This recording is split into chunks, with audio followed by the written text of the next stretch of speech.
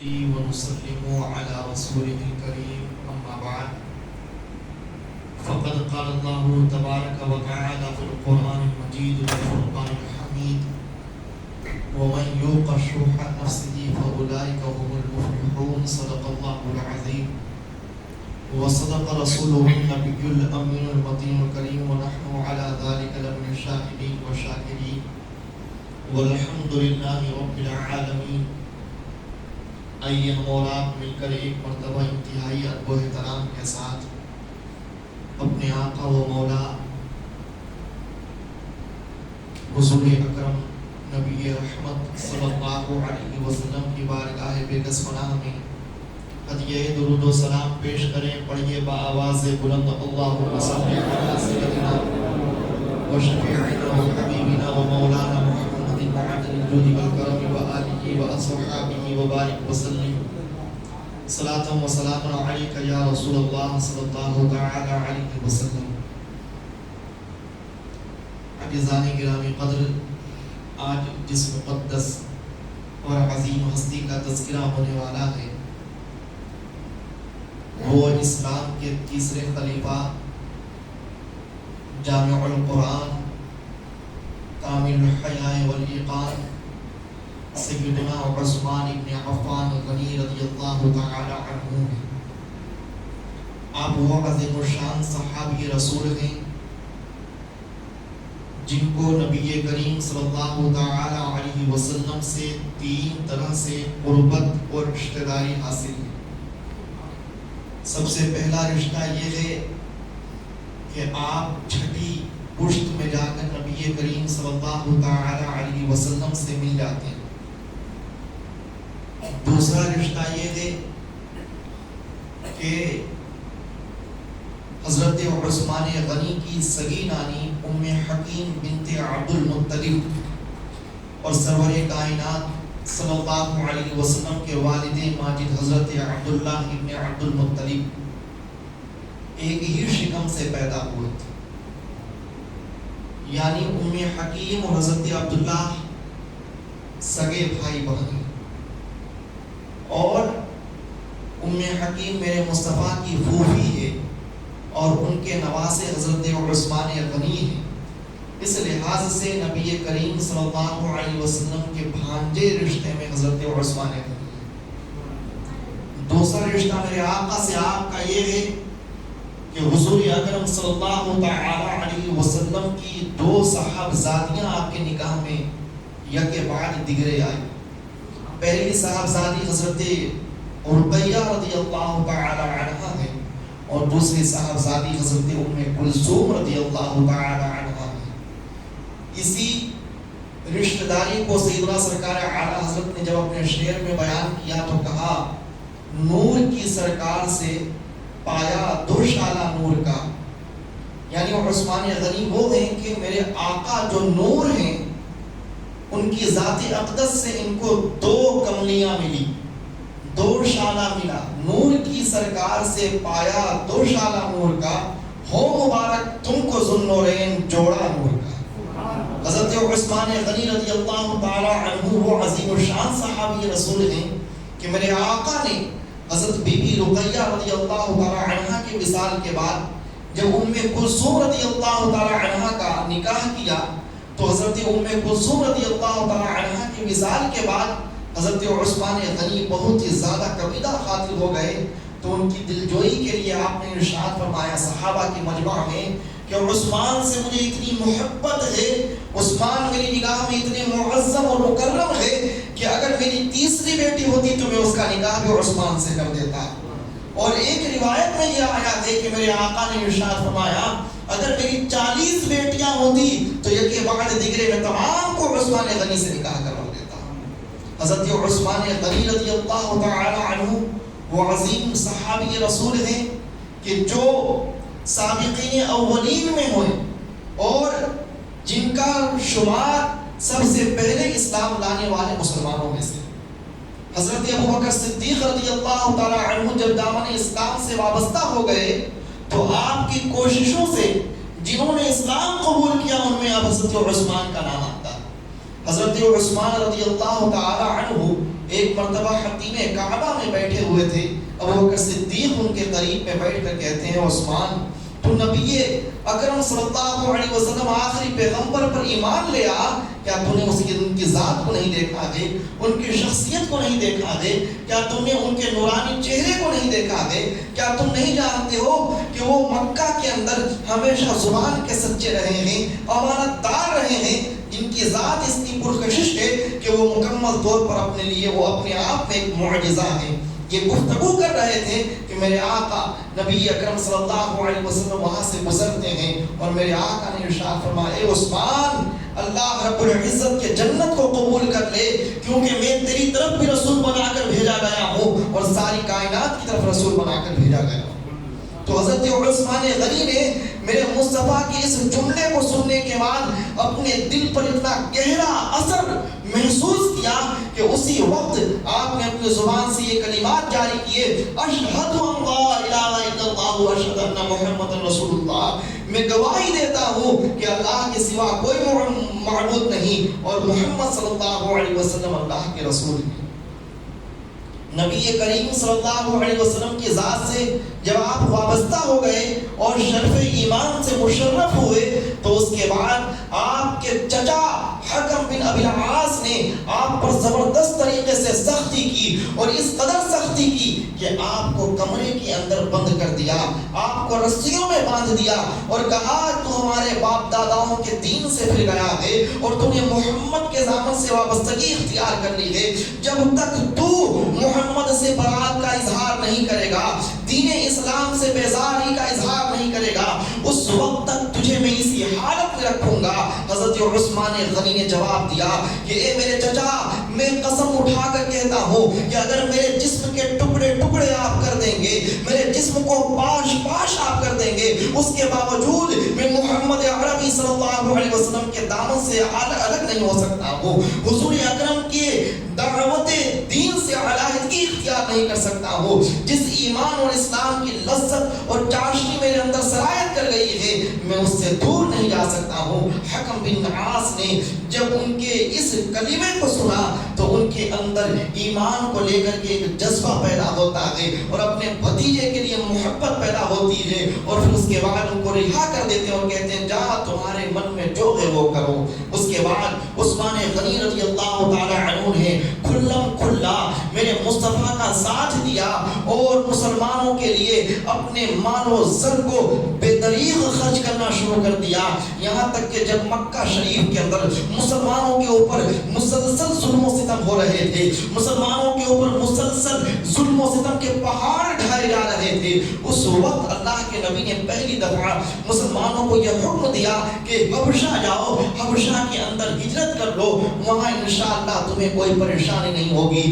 تو اس گروہ میں حضرت عثمان غنی شامل تھے اور حضور اکرم صلی اللہ علیہ وسلم کے صاحبزادی حضرت رقیہ شامل تھی۔ آپ دونوں میاں بیوی مکہ شریف سے حبشہ کی طرف ہجرت کرتے ہیں اور جب ہجرت کر کے حبشہ چلے جاتے ہیں تو عرصہ دراز تک وہاں قیام پذیر رہتے ہیں، پھر بیچ میں انہیں ایک خبر ملتی ہے کہ میرے مصطفیٰ کریم صلی اللہ علیہ وسلم مکہ کے اندر دین کی دعوت دے رہے تھے، اس درمیان بہت سے لوگوں نے دین سے وابستگی اختیار کر لی ہے، اہل مکہ میرے مصطفیٰ پر ایمان لے آئے ہیں، اب مکہ میں کوئی خطرہ نہیں رہا۔ جب یہ خبر آپ تک پہنچتی ہے حبشہ سے دوبارہ مکہ آتے ہیں، لیکن اس غلط خبر کے بعد آپ کو معلوم ہوا مکہ آنے سے کہ مکہ میں جو حالات پہلے تھے اب اس سے بدتر حالات ہو چکے ہیں۔ آپ مصطفیٰ کریم صلی اللہ علیہ وسلم کی خدمت میں آ کر کے بے پناہ غلامانہ انداز میں پیش آتے ہیں۔ میرے آقا نے دوبارہ حضرت عثمان غنی کی قیادت اور سربراہی میں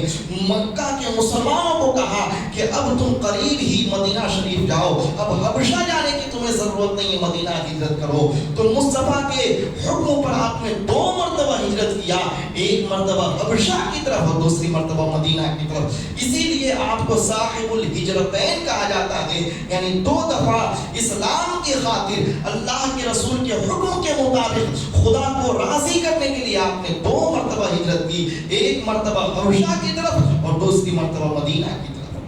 حضرت عثمان غنی رضی اللہ تعالی عنہ جب مدینہ تشریف لے جاتے ہیں تو دیکھتے ہیں کہ وہاں پر یہودیوں کا بول بالا ہے، مسلمان تنگی کے عالم میں ہیں اور مسلمانوں کے پاس میں کوئی میٹھے چشمے کا کنواں نہیں ہے۔ حضرت عثمان غنی رضی اللہ تعالی عنہ نے انتہائی زیادہ رقم دے کر کے ایک یہودی کے قبضے سے روما نام کا کنواں خرید کر مسلمانوں کے لیے وقف کیا اور کہا اے مسلمانوں، آج کے بعد تمہیں یہود و نصارہ کے سامنے گڑ گڑانے کی ضرورت نہیں ہے، یہ روما کا کنواں ہمیشہ کے لیے تمہارے پاس ہے، اب جب چاہو اس سے پانی لے سکتے ہو، جب چاہو تو میٹھے پانی کے چشمے سے سیراب ہو سکتے ہو۔ حضرت عثمان غنی رضی اللہ تعالی عنہ کے بارے میں اماں عائشہ صدیقہ رضی اللہ تعالی عنہ بیان فرماتی ہے کہ میرے آقا حضرت عثمان غنی سے اس قدر حیا فرماتے تھے کہ ایک مرتبہ جب عثمان غنی حضور اکرم صلی اللہ علیہ وسلم کے کاشان اقدس میں داخل ہوتے ہیں،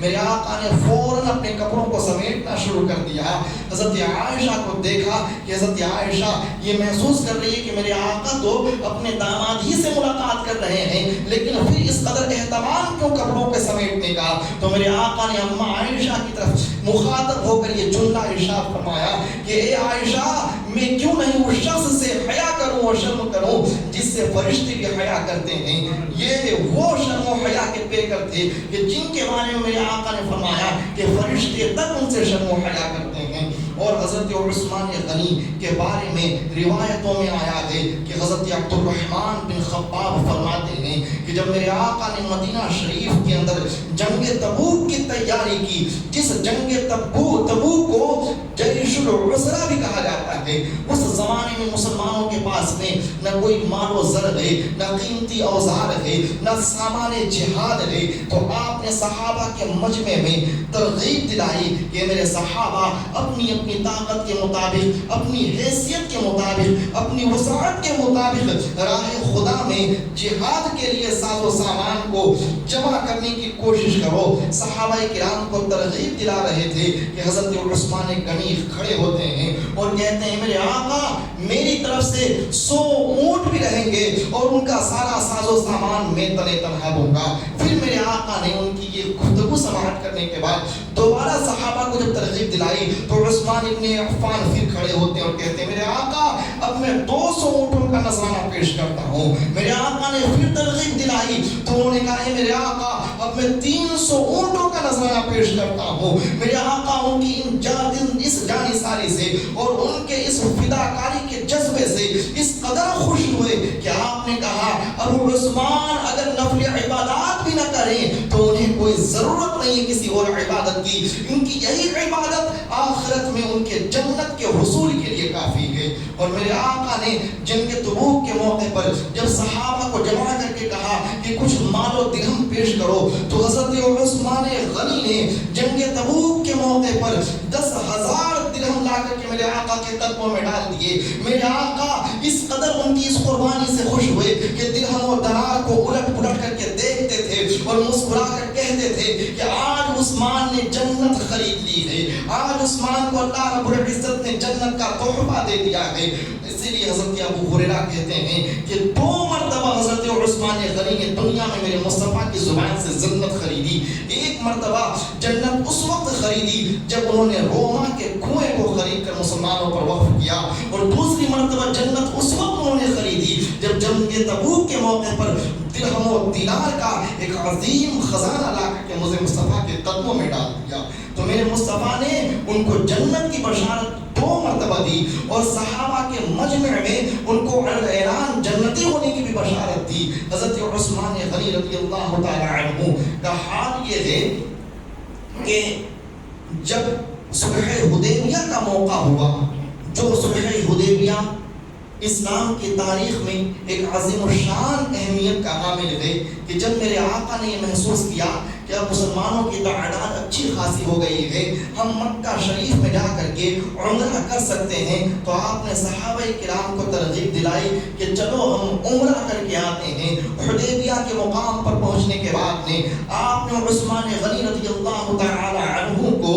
اپنی طرف سے سفیر اور قاصد بنا کر کے مکہ روانہ کیا اور کہا اے عثمان مکہ کے لوگوں کو کہہ دو کہ محمد عربی اپنی اصحاب کے ساتھ میں عمرہ کرنے کے لیے آیا ہے اور خانہ کعبہ کا طواف اور مروہ اور صفا کی سعی کرنے کے بعد دوبارہ مدینہ روانہ ہو جائیں گے. لیکن مکہ کے کفار و مشرکین کو محمد عربی صلی اللہ علیہ وسلم سے اس قدر بیزاری اور عداوت تھی کہ انہوں نے صراحت کے ساتھ عثمان غنی کو کہہ دیا کہ ہم محمد عربی کو مکہ میں داخل نہیں ہونے دیں گے. ہاں اے عثمان تمہارے ساتھ میں ہم بہت ہی محبت کرتے ہیں, تمہارا بڑا کرم ہے اہل مکہ کے اوپر, تمہارے بڑے احسانات ہیں اہل مکہ کے اوپر, تمہارے خاندان کا جاہ و حشم مکہ کے لوگوں میں ہمیشہ سے مسلم رہا ہے, اس لیے ہم تمہیں اجازت دیتے ہیں کہ تم چاہو تو خانہ کعبہ کا طواف کر لو, تم چاہو تو مروہ اور صفا کی سعی کر لو. حضرت عثمان غنی نے عشق مصطفیٰ کے انداز میں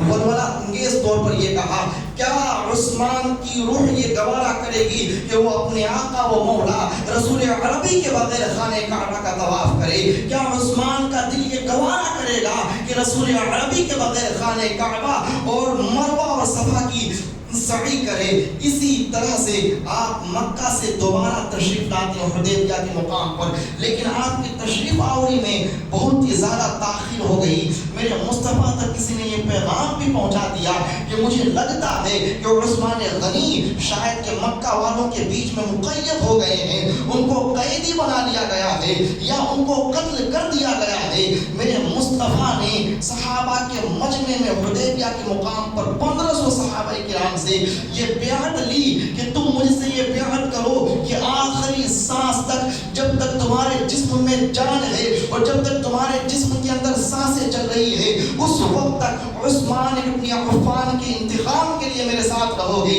اور راہ خدا میں جہاد کرتے رہو گے یہاں تک کہ مکہ والوں کے اوپر اسلام کا غلبہ ہو جائے اور مکہ والوں کے دلوں میں اسلام کی عظمت مسلم ہو جائے. تو اس موقع پر 1500 صحابہ کرام نے میرے مصطفیٰ کے ہاتھ میں بیعت کی, لیکن مصطفیٰ نے عثمان ابن عفان کے بارے میں کہا کہ میں اپنے بائیں ہاتھ دائیں ہاتھ کو عثمان کا ہاتھ سمجھ کر کے اپنے بائیں ہاتھ پر رکھ کر یہ عثمان کا ہاتھ میں اپنے ہاتھ میں رکھ کر کے بیعت لے رہا ہوں. تو عبداللہ ابن عمر فرماتے ہیں کہ تمام صحابہ کرام نے تو اپنا ہاتھ دے کر کے مصطفیٰ سے بیعت کی, لیکن عثمان وہ ہیں جن کے ہاتھ کو جن کو یہ شرف ملا کہ مصطفیٰ نے اپنا ہاتھ حضرت عثمان غنی کی طرف سے رکھ کر کے بیعت لی. تو عثمان غنی وہ ہیں جن سے میرے آقا بے پناہ محبت فرمایا کرتے تھے, ہر موقع پر ان کے ساتھ میں بھلائی کے ساتھ پیش آتے تھے, ان سے خوب محبت کا رشتہ مصطفیٰ نے ہمیشہ قائم رکھا.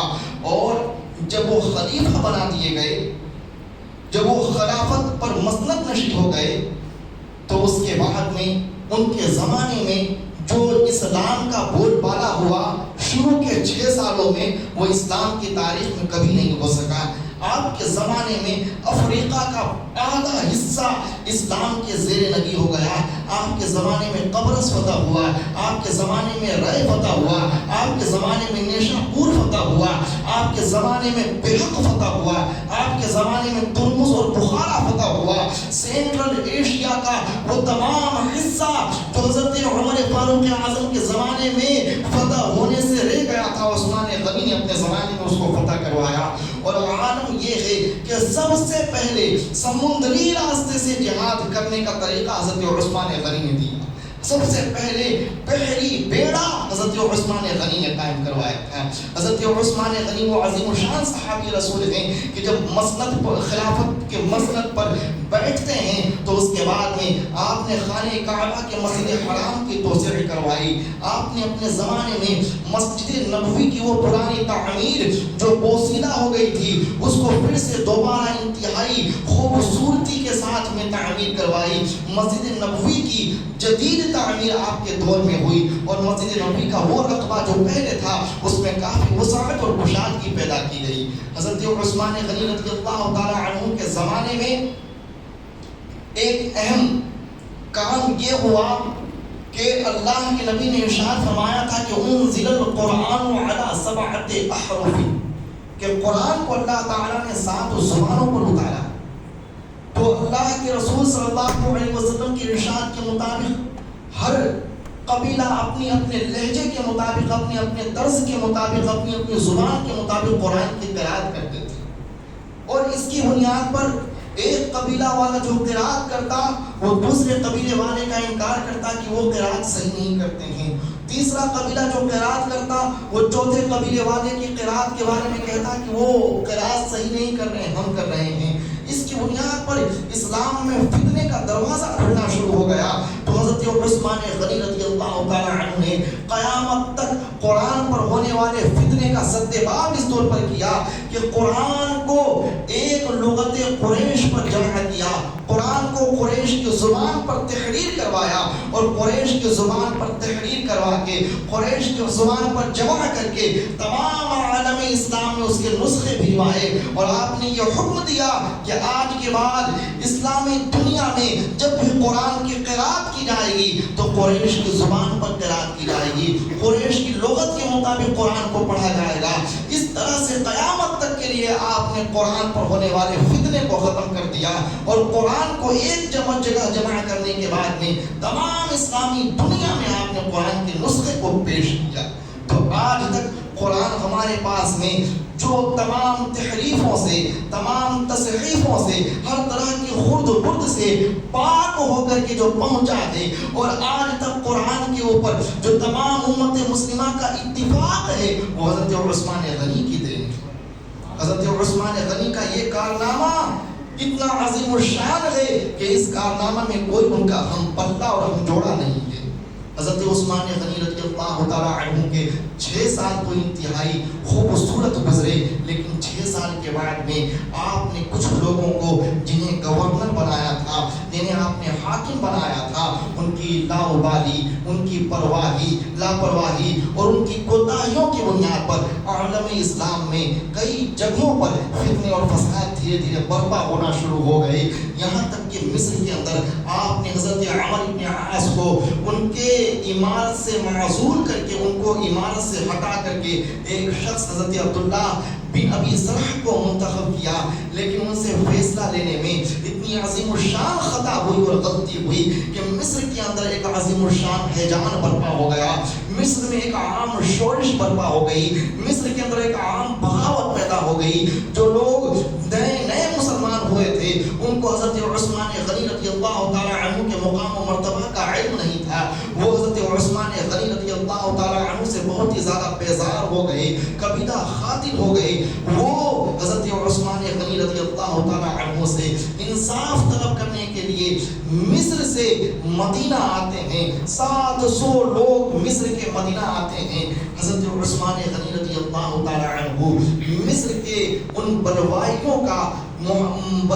کا اتنی خوبصورتی اور اتنی ہمدردی کے ساتھ میں سامنا کرتے ہیں کہ مکمل اختیار ہونے کے باوجود، مکمل تصرف ہونے کے باوجود، مکمل طاقت و قوت ہونے کے باوجود، مکمل قدرت ہونے کے باوجود آپ نے کسی بھی مسلمان کا خون نہیں بہایا۔ مصر کے تمام بلوائیوں کا، مصر کے تمام آنے والے لوگوں کا آپ نے خوبصورتی کے ساتھ استقبال کیا۔ کبھی بھی آپ نے اپنی خلافت اور عمارت کا معاذ غلط استعمال کر کے ان پر ظلم و بربریت نہیں ڈھائی، بلکہ ان کو سمجھایا کہ دیکھو تمہاری جو پریشانی ہے میں اسے دور کر دوں گا، جو تمہاری مشکلات ہیں میں اسے ختم کر دوں گا، جو تمہارے ساتھ میں دشواریاں ہیں میں انہیں مٹا دوں گا، لیکن تم صبر سے کام لو۔ کیا تمہیں معلوم نہیں ہے کہ میرا مقام و مرتبہ کیا ہے؟ حضرت عثمان غنی نے 40 دن تک ان مصر کے فتنہ پروروں کو سمجھانے کی کوشش کی،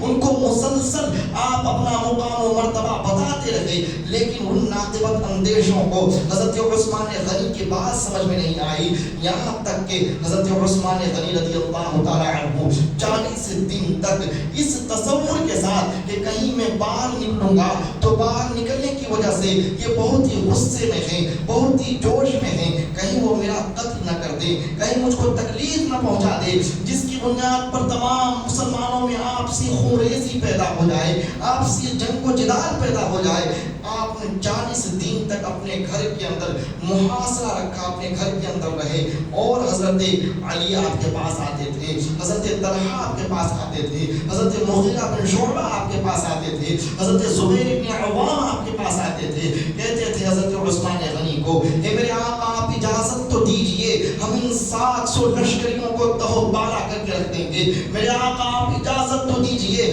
ان گستاخوں کا ہم سر تن سے جدا کر دیں گے جنہوں نے آپ کو اذیت پہنچائی ہے، آپ کے صبر کو ٹھیس پہنچایا ہے. لیکن عثمان غنی جانتے تھے اگر میں آج ان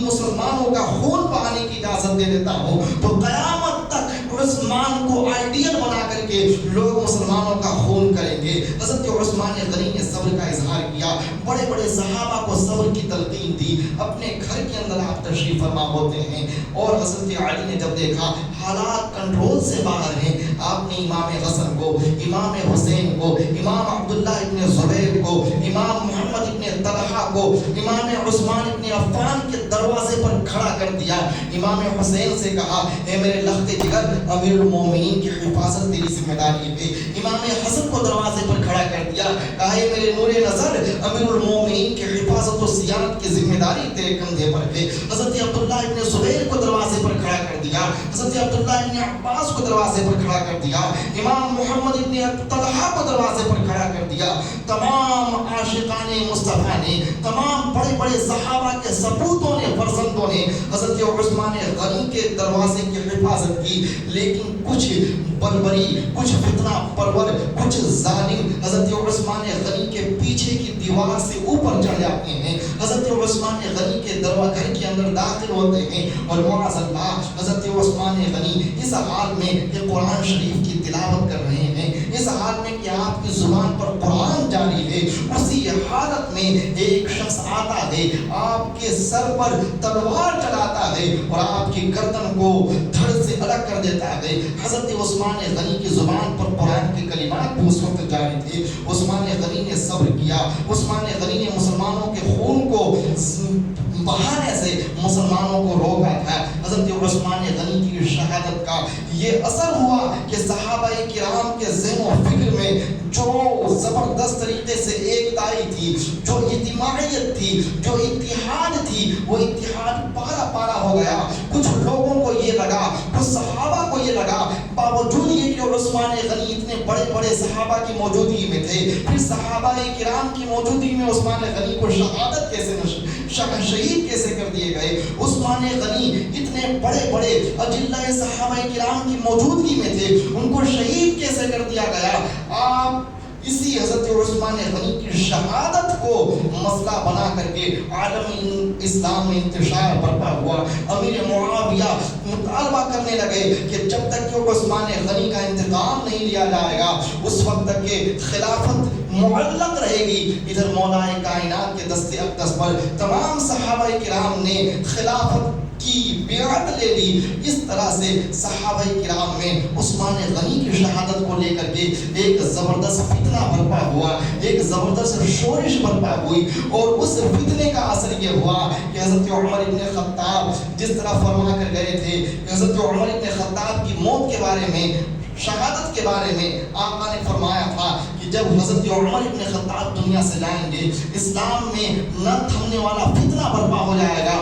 وہ فتنہ برپا ہوا. حضرت عثمان غنی کی شہادت کی بنیاد پر وہ تمام باطل قوتیں مسلمانوں کے بیچ میں آ گئی، اسلامی لبادہ اوڑھ کر، جنہوں نے اسلام کو آج تک باش باش کر کے رکھا، جنہوں نے مسلمانوں کے وحدت کی کمر کو توڑ کے رکھ دیا، جنہوں نے مسلمانوں کے اجتماعیت کا جو جتھا تھا اس کو منتشر کر دیا. آج تک عثمان غنی کی شہادت کی تلافی نہیں ہو سکی، اس کی بھرپائی نہیں ہو سکی، اور قیامت تک عثمان غنی رضی اللہ تعالی عنہ کی شہادت کی تلافی نہیں ہو سکتی ہے. عثمان غنی وہ ہیں جن سے حضرت علی المرتضی محبت کرتے تھے. عثمان غنی وہ ہیں جن کی حفاظت امام حسن نے کی تھی. حضرت عثمان غنی وہ ہیں جن کے دروازے پر پہراداری امام حسین نے دی تھی. حضرت عثمان غنی وہ ہیں جن کے دروازے پر مولا کائنات کے شہزادے محمد ابن تھے۔ اس سے آپ اندازہ لگا سکتے ہیں کہ عثمان غنی کا مقام کتنا بلند و بالا ہے، جن کی حفاظت بڑے بڑے صحابہ نے کی، جن کے دست اقدس پر بیعت بڑے بڑے صحابہ نے کی، ان کی عظمت و وقار کا کیا کہنا، ان کی عظیم الشان تقدس کا کیا کہنا۔ میرے آقا نے عثمان غنی رضی اللہ تعالی عنہ کی بارے میں یہ کہا تھا کہ ان قریب عثمان جب مسند خلافت پر متمکن ہوں گے، اس زمانے میں ایک فتنہ برپا ہوگا، ساری کائنات کے اندر میرا ایک عثمان ہوگا جو حق پر ہوگا اور وہی حق پر قائم رہے گا۔ عثمان غنی رضی اللہ تعالی عنہ اس فتنے کے زمانے میں بھی حق پر قائم رہے، باوجود طاقت و قوت کے، باوجود تمام اختیارات کے، آپ نے ایک بھی کلمہ گو مومن کا قتل نہیں کیا، اور نہیں ان کے قتل کے لیے آپ مصر ہوئے اور بذل ہوئے۔ حضرت عثمان غنی رضی اللہ تعالی عنہ نے ہمیشہ مسلمانوں کو ایک